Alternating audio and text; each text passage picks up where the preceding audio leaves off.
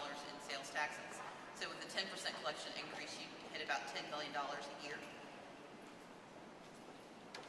But the reality is that when Alabama did it, some of their local jurisdictions reported up to 50% collection increase because, to Lisa's point about the threshold, electronic reporting doesn't start until about $5,000, and that requires then self-reporting below those numbers. It also requires that the state go after those retailers. What this would do is allow immediately the local jurisdictions to go get the money immediately, and instead of being a top-down situation, it would be a bottom-up. So the local jurisdictions collect the money, they would remit it to the counties and then remit it to the state, and you change the dynamic so that the state gets out in the middle of this process and the cities go ahead and collect their $100 million or what we think might be about $150 million or more immediately. What percentage is not collected by the state now? Does anyone know? You did the committee, both of you two. It's sort of impossible to determine because what you really have today is a system that's basically the honor system. And so what you're really trying to do is do everything that you can to get better information at the source where the tax is actually paid, to collect the money as fast as you can, and then to basically take the state out of the middle of getting the dollars distributed to the local governments. And what you do by doing that is you, one, free up some valuable resources that are needed to actually do the audits to sort of take the honor system and make sure it's truly honorable. And then the second thing you do is you get the dollars flowing to the local governments more accurately and faster. The state collects about somewhere around $6 billion a year in sales tax revenue. There are estimates that range around 20% of that is 20% of the sales tax revenue that should be collected is not collected. So if you've got $6 billion that is collected and 20% that's not collected, that's $1.2 billion that we are pretty comfortable is not being collected. Representative, just in sales tax. You know, you said that you have introduced this legislation in the past, and February of this year. And in February of this year, you weren't able to see it pass.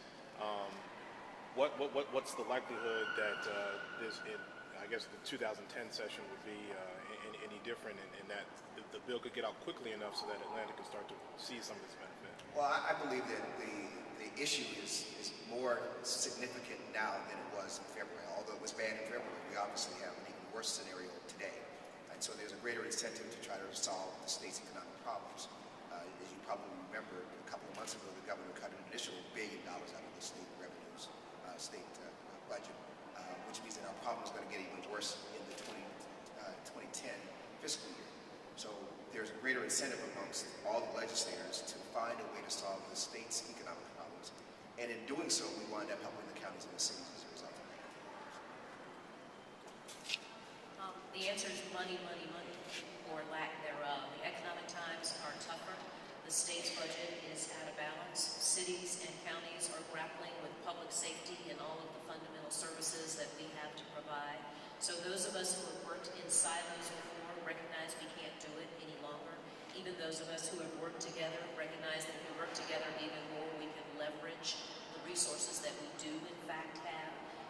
Mayor Floyd obviously is the president of the Georgia Municipal Association. There's no accident. He is my friend, and we've done lots of speeches together and trips together, but we are philosophically aligned on this issue.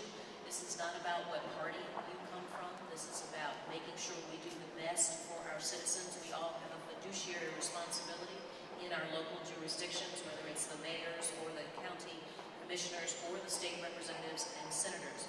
So I think traction is much better, will be much better this year. The economy has helped in a perverse sort of way, open our eyes to working together even more.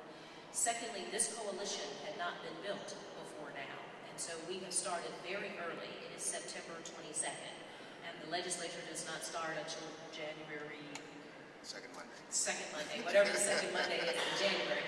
But the point is, we are 4 months out building our coalition so that the Georgia Municipal Association, so that ACCG, which is the County Commissioners Trade Organization, state representatives and state senators, Chip Rogers in the Senate, DuBose Porter in the House, Virgil Floyd, Stacey Abrams, all of them are adding their voices collectively.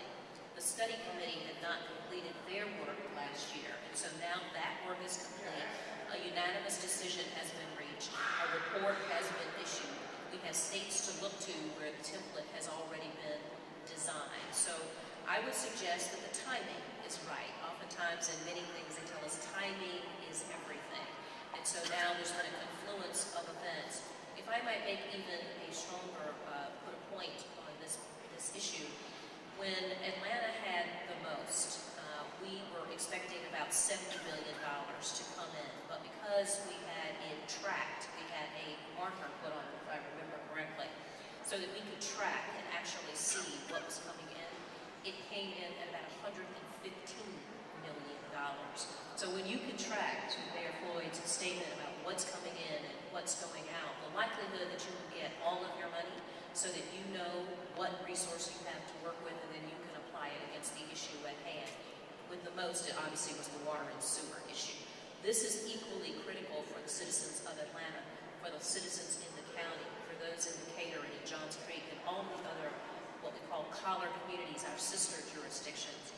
The difference here, in addition to the economy, would be that we all understand we've got to work together, that there is much more strength in us working together, building this coalition on the front end so that we can share our voices before the legislature starts so that there's no misunderstanding about what we need and what we want.